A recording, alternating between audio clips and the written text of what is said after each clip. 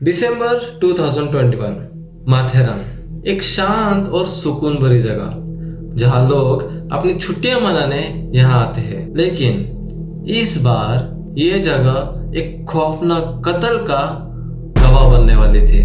एक IT engineer Ram शिलोचन पाल अपनी पत्नी पूनम के साथ यहाँ आया था, पर वो दोनों कभी वापस लौटे नहीं, कम से कम एक साथ तो नहीं। शादी के बाद के कुछ महीने राम शिलोचन और पूनम के रिश्ते के बीच एक दूरी बन गई थी। शादी के रिवाज के मुताबिक पूनम अपने मायके चली गई थी और इसी दौरान पूनम और राम शिलोचन के बीच की बातें सिर्फ फोन तक ही सीमित था। पूनम धीरे धीरे अपने पुरानी लाइफ के कुछ पहलू राम शिलोचन को शेयर करना स्टार्ट किया, जैसे कि अपने पहले रिलेशनशिप के बारे में एंड इवन फिजिकल रिलेशनशिप के बारे में भी। पूनम को लगा कि ये सब शेयर करने से वो राम शिलोचन का ट्रस्ट जीत पाएगी, लेकिन ये बातें राम शिलोचन के मन में एक शक और जलन का बीज बो दिया था।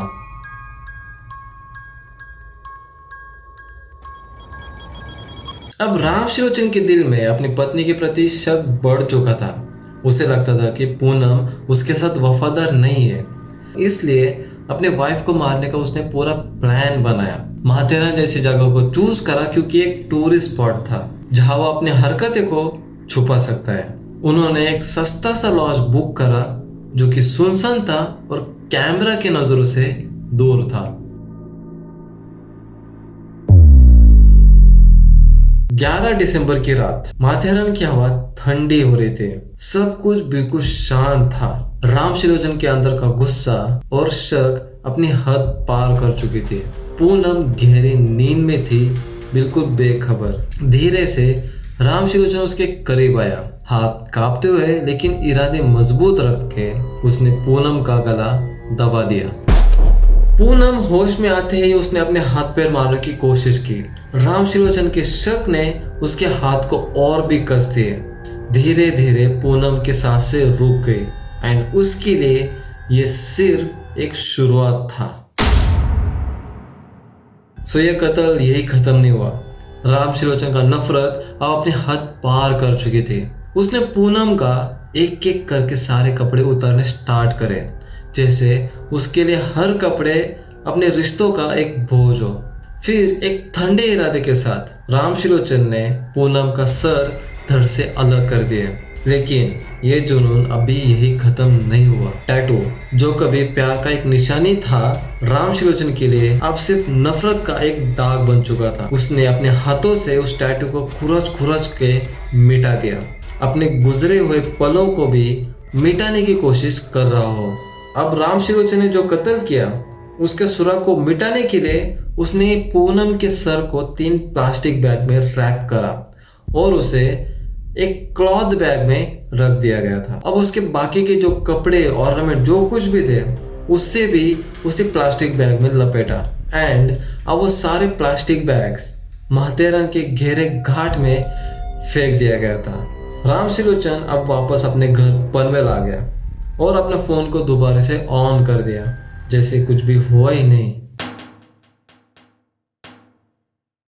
लॉज का जो स्टाफ मेंबर है हर बार की तरह रूम की साफ सफाई करने पहुंचता है, लेकिन रूम अंदर से लॉक था।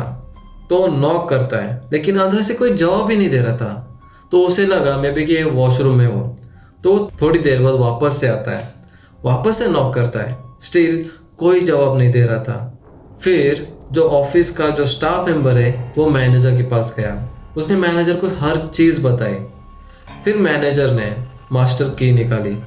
मास्टर की से उस रूम को खोला गया एंड जैसे ही उन्होंने दरवाज़ा खोला उनकी होश उड़ गई थी, क्योंकि उनके सामने एक लेडी फुल्ली नेकेड है एंड उनका सर नहीं है एंड हर जगह उनकी खून फैल रहा था। और इसी दौरान मैनेजर ने तुरंत पुलिस को बुलाया गया।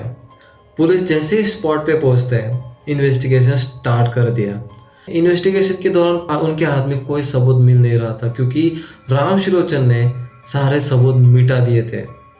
टैटू के स्किन को पूरी तरह से काट दिया गया था ताकि उसका पहचान ना हो। बट एक पुलिस ऑफिसर को माथेरान के गहरे घाट में एक बैग मिलता है एंड उस बैग को खोलने के बाद उनको उसी लेडी का सर मिलता है। बट सरप्राइजिंगली किसी को नहीं पता था कि ये सर किसका है, ये बॉडी किसकी है। लॉज के ओनर ने उनका कोई भी आईडी प्रूफ नहीं मांगा था, ना ही सीसीटीवी फुटेजेस दिख रहे थे। बट स्टिल पुलिस को एक सबूत जरूर मिला कि उस सीसीटीवी फुटेज में 2 लोग खड़े हैं, लेकिन जाते समय सिर्फ एक ही लौटा है। तो तुरंत पुलिस उस इंसान को पकड़ने पनवेल पहुंचते हैं, क्योंकि राम त्रिलोचन ने जिस नंबर से डायल करा था फर्स्ट टाइम वो पनवेल से आ रहा था। तो लोकेशन ट्रैक करते हुए वो राम त्रिलोचन के पास पहुंचे। पूछताछ करने के लिए पुलिस स्टेशन ले जाया गया। राम त्रिलोचन इस क्राइम को एक्सेप्ट करने को तैयार ही नहीं था, लेकिन पुलिस अपने हिसाब से पूछताछ करना स्टार्ट किया। तो तब वो सारा सच उगलने लगा। लेकिन पूनम का भाई कहता है कि ये सिर्फ शक का नतीजा नहीं है।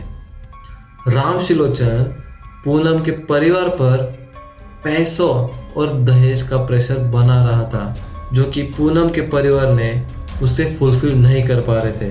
तो उसे हर बार टॉर्चर कर दिया जा रहा था। राम त्रिलोचन को अपने किए का कोई अफसोस नहीं था। उसने अपने शैतानी दिमाग से जो प्लान बनाया था उसमें वो सिर्फ 80% सफल हो पाया था, और पुलिस ने उसे सिर्फ 12 घंटे के अंदर ही पकड़ लिया और वो अभी बार्स के पीछे खड़ा है।